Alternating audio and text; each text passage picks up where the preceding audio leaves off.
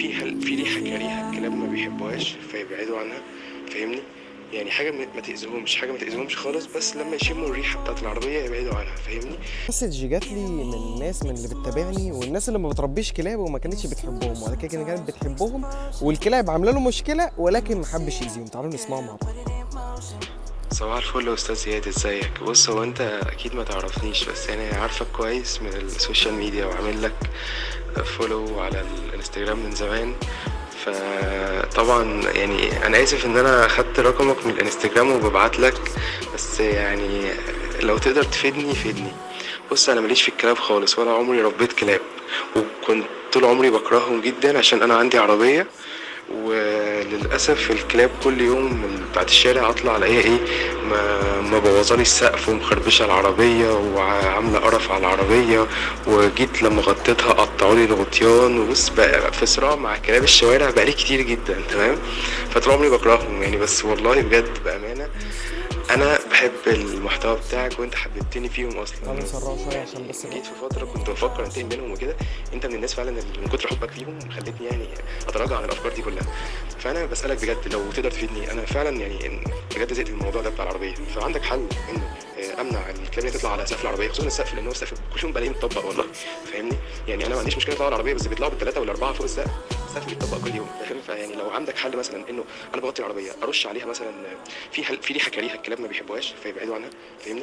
يعني حاجه ما تاذيهمش خالص، بس لما يشموا الريحه بتاعت العربيه يبعدوا عنها، فاهمني؟ حاجه اجيبها من العطار، حاجه بتتباع اونلاين، حاجه بتتجاب من بره، يعني اي حل بس، عشان والله انا تعبت نفسيا جدا.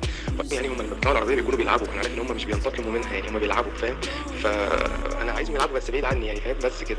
انا اخدتوا بالكم هو بيتكلم في نقطه برضو حلوه قوي، ان هو بيتعامل مع ما بيتعاملش مع الكلاب وما بيحبش الكلاب، ولكن هو الفيديوهات بتاعتي علمته ان هو يتعامل مع الكلاب بشكل كويس ويعرف يتعامل معاها بشكل حلو. فالحمد لله ان احنا بنقدر نوصل معلومه للناس بالطريقه دي، وبنقدر ان احنا نخليهم يبقى بيتعاملوا مع الكلاب بشكل حلو وشكل متحضر.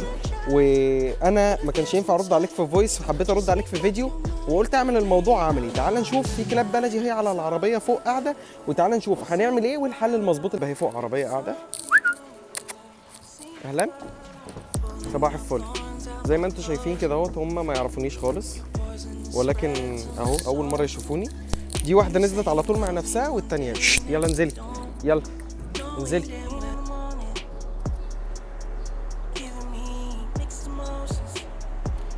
انت ممكن تعمل حاجه، ان انت تبتدي ان انت تنزل الكلاب من على العربيه، وبعد ما هتنزل الكلاب من على العربيه حاول ان انت تخصص مكان معين هيكون فيه التريت مثلا. يعني انت تحط مثلا اكل، لا نو ما تلاقيش عليا.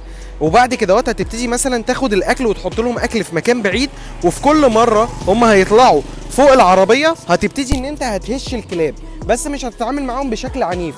في نفس الوقت هتخليهم يحبوك.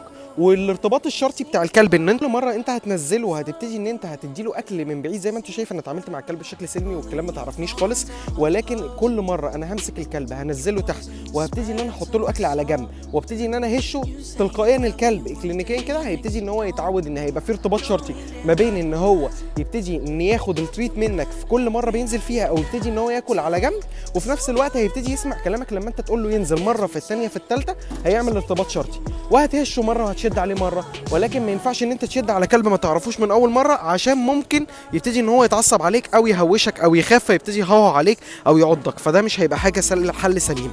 ولكن لو قررت الموضوع اللي انا بقول لك عليه، الكلاب هتبتدي تبعد عن العربيه وهتفهم ان دي حاجه بتضايقك، بس هتهش بعد ما تبتدي ان انت تكسب الكلاب وان انت تعرفهم ان انت بتحط لهم اكل في حته معينه ثانيه.